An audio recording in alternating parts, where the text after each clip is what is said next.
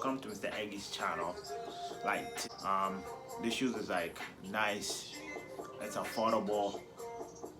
That sneaker or the chunky sneaker level compared to the other high-end sneakers or the Dade shoes.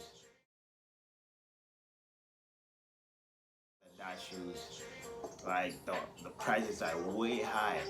But this shoes right here is pretty nice, built well. Has a bit of chunky sole. The leather on it is pretty nice. It has pull tab at the back right here with the Puma sign at the back. The three tones color, the black, light gray and the dark gray is pretty nice with the accent of red and the blue. In there it's like, it's pretty sick.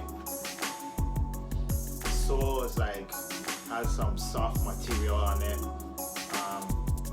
A little bit of plastic around right here is like where my hand is right here.